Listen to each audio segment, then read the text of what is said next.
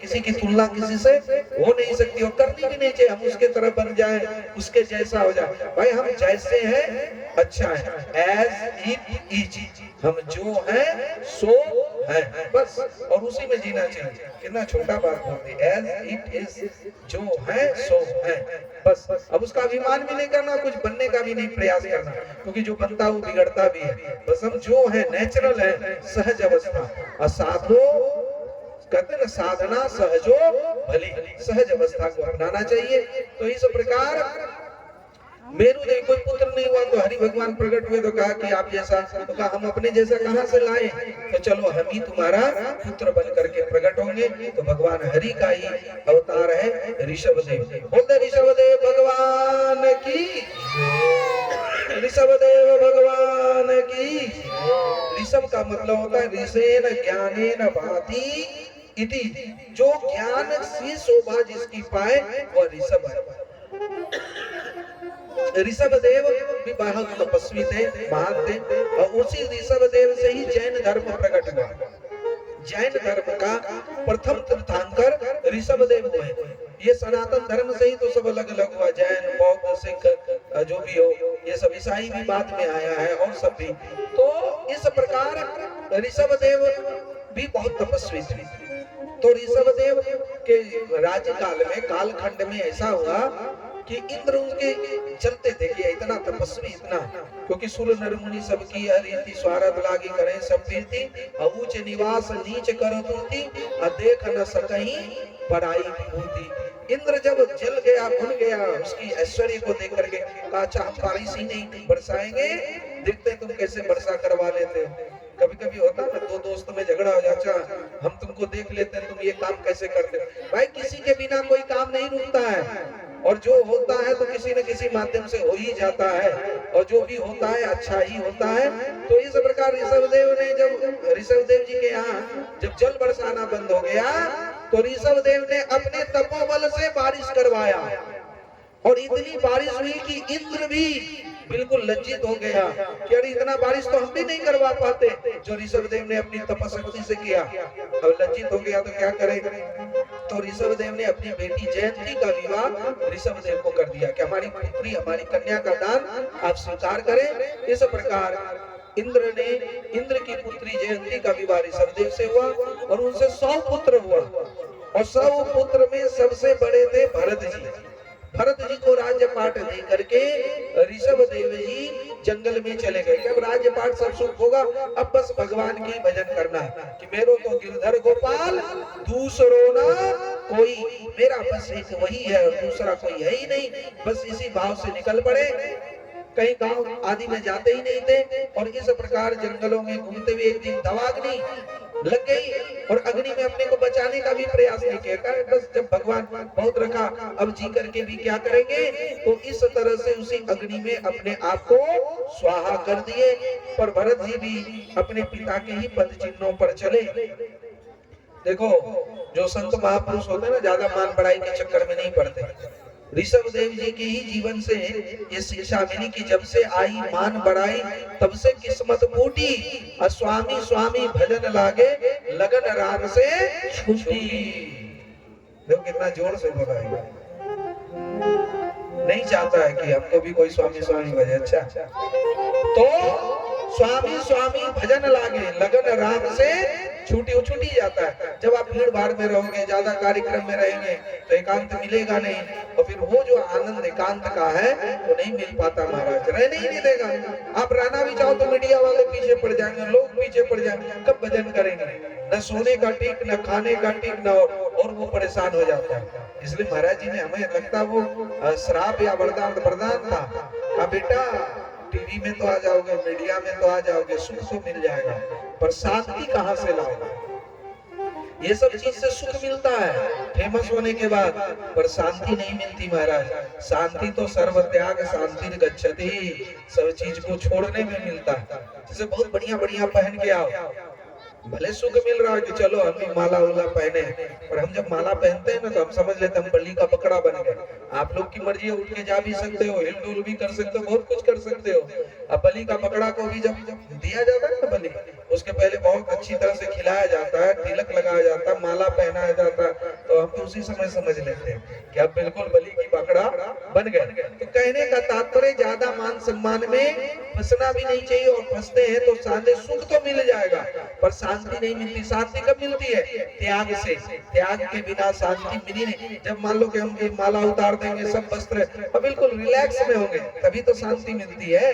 तो ये सब तो त्याग करना ही पड़ेगा, बिना त्याग का शांति है ही नहीं। त्याग क्या करना है? तो आसक्ति का त्याग करना है। कल हमने इशारा किया था, धन नहीं छोड़ना है, धन की आसक्ति का त्याग करना है। धन के लोभी धन मत छोड़ो, दाता प्रभु से नाता जोड़ो। धन के लोभी धन मत छोड़ो, दाता प्रभु से नाता जोड़ो।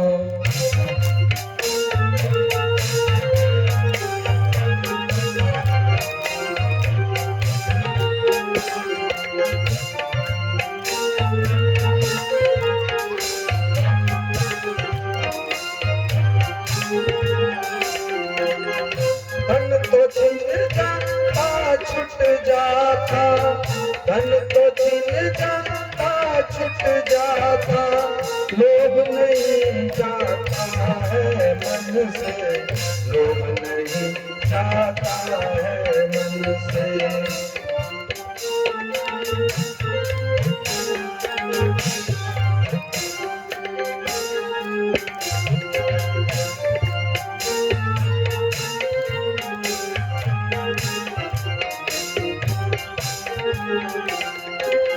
भजन पर ध्यान देंगे, बड़ा सुंदर भाव कवि जी का आया है। कहते हैं,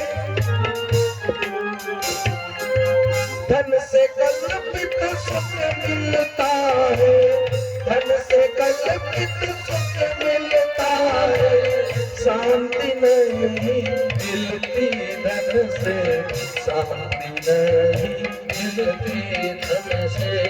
धन से मंदिर बन जाते, धन से मंदिर बन जाते, मूर्ति प्रतिष्ठित हो जाती है, मूर्ति प्रतिष्ठित हो जाती है। धन से प्रेम नहीं मिलता है, धन से प्रेम नहीं मिलता है, धन से भक्ति नहीं आती है, धन से गीता वेद मिलेंगे, धन से गीता वेद मिलेंगे। धन से ज्ञान नहीं मिलता है, धन से ज्ञान,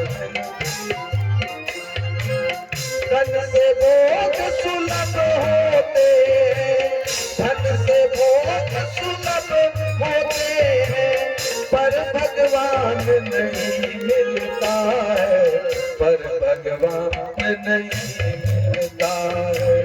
चेतो लोक पास को तोड़ो, चेतो लोक पास को तोड़ो, धन के लोभी धन मत छोड़ो, दाता प्रभु से नाता जोड़ो, दाता प्रभु से नाता जोड़ो।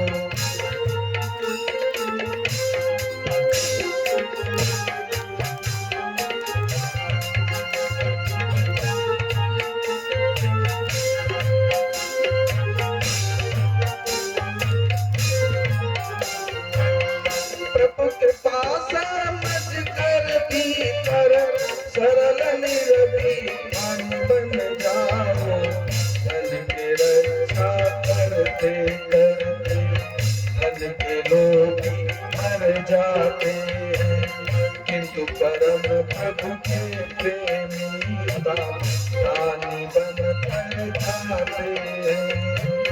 पति कथन का सार निचोड़ो, पति कथन का सार निचोड़ो, धन के लोभी धन मत छोड़ो, धन के लोभी धन मत छोड़ो, दाता प्रभु से नाता जोड़ो, धन के लोभी धन मत छोड़ो। प्रभु से नाता जोड़ो, दाता प्रभु से नाता। भजन तो बड़ी लंबी है। धन से हम विटामिन से खरीद सकते हैं, दवाइयां खरीद सकते हैं, पर जो वास्तविक शक्ति है वो धन से नहीं खरीद सकते। ऑक्सीजन तो खरीद लेंगे, सिलेंडर खरीद लेंगे, पर वो प्राण शक्ति कहां से लाएंगे? नहीं तो ऑक्सीजन लगाने वाला कोई नहीं मरता।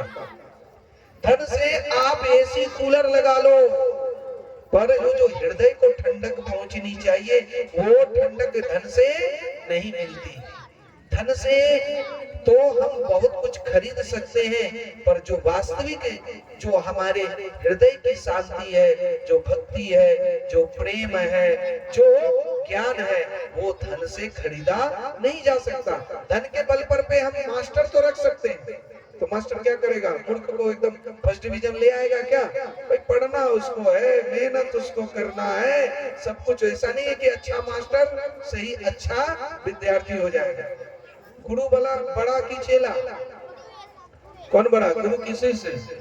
सभी कहेंगे गुरु बड़ा, अब बोलना भी चाहिए, पर जब तक शिष्य पास नहीं करे, शिष्य बड़ा ना हो, तो गुरु का नाम होगा?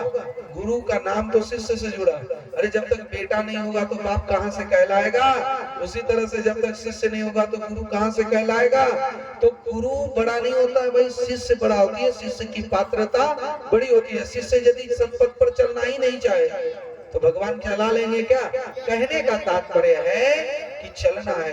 आप पैसे के बल पर, धन के बल पर मास्टर रख लो। आजकल मास्टर भी नहीं बोलते लोग, मास्टरबा। भाई लोग मास्टरबा, तुम मास्टरबा, मनोज आजकल ऐसा बोल रहे नहीं, ऐसे कहते। इसीलिए तो वो ज्ञान नहीं मिल पाता। श्रद्धावान लभते ज्ञान। पहले गुरु जी कहते थे, आचार्य जी कहते थे, और क्या देखते ही पैर छूते थे। अब वो सब बाहर, ऐ लोग मास्टरबा भाग रहे, लोग मास्टरबा। अब रहा क्यों? क्योंकि अब सोचते कि हम मास्टर जी को पैसा देते हैं तो हम मालिक और वो नौकर। बात भी सही है। हम भी देखो यहाँ पैसा लेके आए तो हम भी ये नहीं समझते हम बाबा हैं, हम बड़ा मालिक है। हम भी यही समझते हैं कि आए हैं सट्टे पर तो बट्टा तो लगना ही है, हम नौकर हैं, नौकरी करने आए, नौकरी करके चला जाना है। भाई पैसा लेकर के जो कार्य करे वो नौकर ही होता है कि नहीं? सुनने में आए नौकरी चाहिए, नौकर बन, जब नौकरी लग जाती है, नौकर बन जाता है, कितना गर्व होता है। अब तो नौकरी लग गई, चाकरी लग गई, अब गर्व करे अलग बात है। भाई हो तो नौकर ही।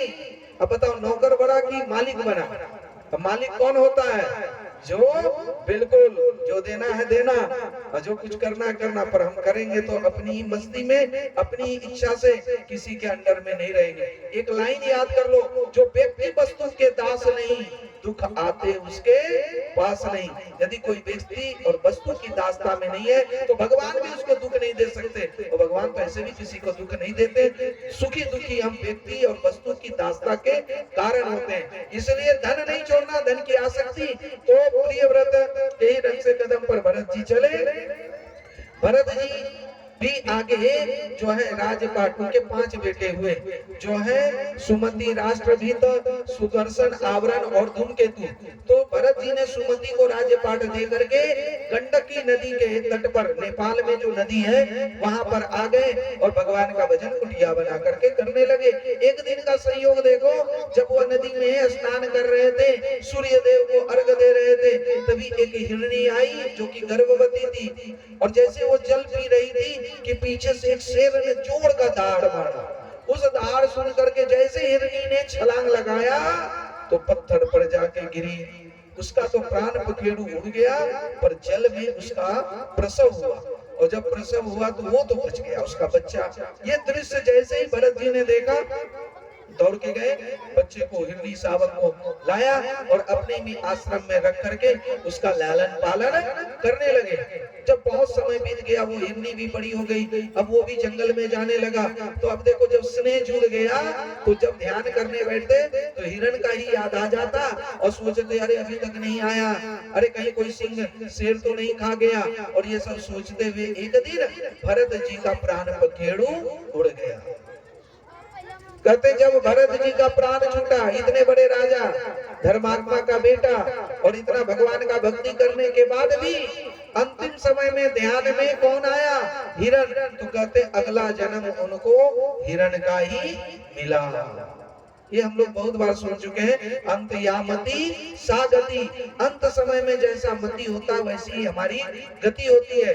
कसौटी तो अंत समय में होता है, जब हमारा शरीर छूटता है। उस समय यदि हम भगवान का स्मरण नहीं किए और यदि परिवार के किसी लोगों का किए, ये निश्चित है कि उस समय उसकी जैसी वासना होगी उसी रूप में उसको जन्म लेना पड़ेगा। कल मैंने आदि गुरु शंकराचार्य का 2 पंक्ति सुनाया था कि पुनरपि जननम पुनरपि मरणम पुनरपि जननी जठरे शयनम भज गोविंदम गोविंदम भज मूढ़मते। कि अंत समय में यदि गोविंद नहीं याद आए, कोई याद आए, ऐसे हंसाने के लिए एक संत कह रहे थे, एक बार एक बूढ़ा व्यक्ति मर रहा था, और जब मरा तो बेटा लोग घेर करके उसको था कि कब पता नहीं प्राण छूटे, कब छूटे, अब छूटे। अब बोल तो कुछ नहीं पा रहा था, पर इशारे से वो कुछ बोलना चाह रहे थे। अब छोटका बेटा को लगा कि कहीं यदि कुछ माल खजाना अकाउंट पासबुक छुपा के रखे होंगे, बोलना चाह रहा है, तो मर जाएगा तो सब पैसे वो चल जाएगा। डॉक्टर को जल्दी से बुलाया कि बापू लगे कुछ बोले चाहे कुछ दो ताकत वाला सुइया। डॉक्टर बोल के हाँ है मेरे पास एक इंजेक्शन, लगाएंगे तो ये ज्यादा नहीं बोल पाएगा, 2 ही मिनट बोलेगा। कहा 2 मिनट तो बहुत है, 1 मिनट बोल देगा तो बहुत है। अरे कुछ बता तो देगा, 1 मिनट में बहुत है, इसे लगाइए जल्दी से, जो पैसा लगेगा देंगे। अब दिया एकदम इंजेक्शन की, थोड़ा बोले, वो कुकी चलिए रहा था। जैसे इंजेक्शन लगाया 1 मिनट तक यही बोलते रहा, अरे सब हमरा मुंह की देखे छे, अभी तक कोई खेतों पर गेले नहीं छे, हो देखे बचिया के बस झाड़ू चबार लो छे, अभी तक कोई खानो नहीं बना लो छे। अब क्यों? तो यही बोलते बोलते प्राण पखेड़ हो गए। छोटका बेटा तो माथा पे हाथ दे, इतना पैसा खर्चा किए यही सुनने के लिए। और बताओ जिसका ये ध्यान रहे कि अभी तक क्या कर रहे हो, देखो बचिया झाड़ू चबा रही है, तो अंतिम समय में क्या बचिया बनेगा कि नहीं? या तो झाड़ू तो नहीं बनेगा क्योंकि वो निर्जीव है। तो अंत समय में जो अपने को संभाल ले, इसलिए धीरे धीरे जैसे 50 के ऊपर हो, जो 50 वाले इधर है इसलिए कर रहे हैं, तो वो धीरे धीरे वन की तरफ देखने लगे। वन जाने की जरूरत नहीं है, 50 के बाद 51, 52, 53 वन आता है ना, तो वन की तरफ देखना है। पीठ जो है ना घर की तरफ करना है। कोई पूछने आए बेटा कि बाबू की लगे हो अभी खेतों में भुट्टा कि परवले रोपी दियो, तब बोलिए, नहीं तो अपने मन से बोलने की भी जरूरत नहीं। जो लगाओगे अपने लिए, 2 रोटी दोगे तो भी ठीक, नहीं दोगे तो भी ठीक।